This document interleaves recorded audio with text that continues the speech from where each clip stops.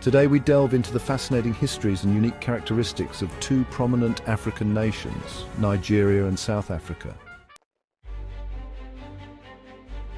Nigeria and South Africa were both colonized by British imperial power, which is why both use English as their lingua franca. Nigeria gained independence in 1960 and experienced a military takeover of its leadership in 1966. Unfortunately, the country has faced numerous challenges since then. Nigeria boasts a variety of natural deposits, including coal, iron ore, limestone, bitumen, clay, barite, gold, tantalite, rare earth elements, gemstones, gypsum, oil and gas. South Africa, on the other hand, followed a different historical path. The Union of South Africa was created on May 31st, 1910.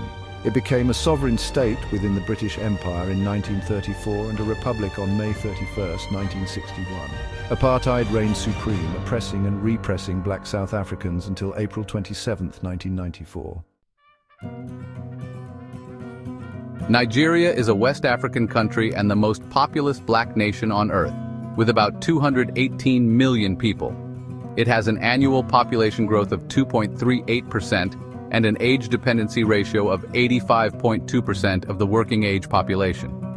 Nigeria's territory spans 923,768 square kilometers, slightly smaller than Tanzania. The country features three distinct climate zones: a tropical monsoon climate in the south, a tropical savanna climate in the central regions, and a Sahelian hot and semi-arid climate in the north, leading to a gradient of declining precipitation from south to north. South Africa has around 60 million people, with 80.9% being black, 8.8% colored, 7.8% white, and 2.6% Indian or Asian. Known as the Rainbow Nation, its national flag reflects this diversity. South Africa encompasses about 1.22 million square miles of landmass. Its topography includes a central plateau, coastal lowlands, and a mountainous region called the Great Escarpment. During the apartheid era in South Africa, Nigeria was one of the foremost supporters of anti-apartheid movements, including the African National Congress. The Nigerian government issued more than 300 passports to South Africans seeking to travel abroad. All Nigeria's civil servants and public officers made a 2% donation from their monthly salaries to the South African black struggle.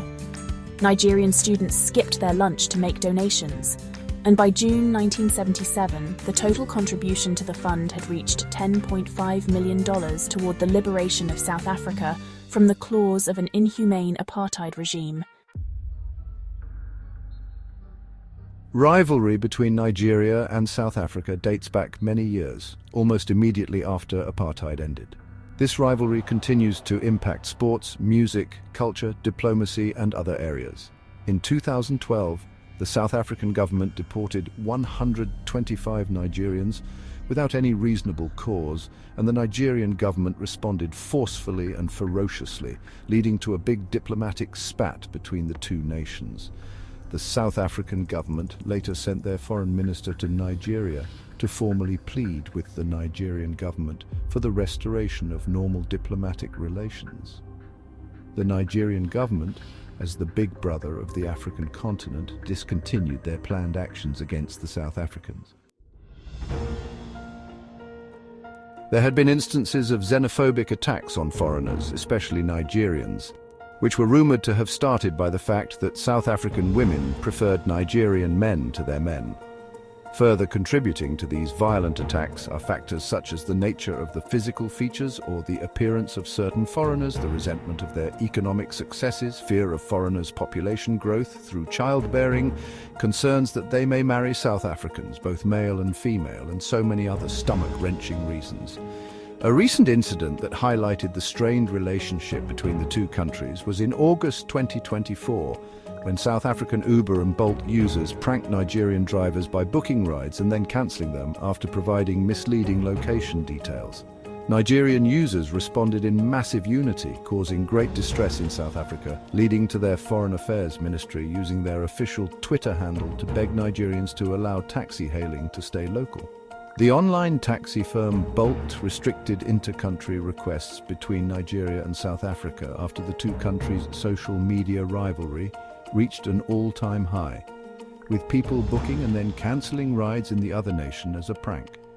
Both nations would benefit from overcoming their rivalry to foster better cooperation and lead Africa into prosperity. Follow us on all social media platforms at Toga of Knowledge.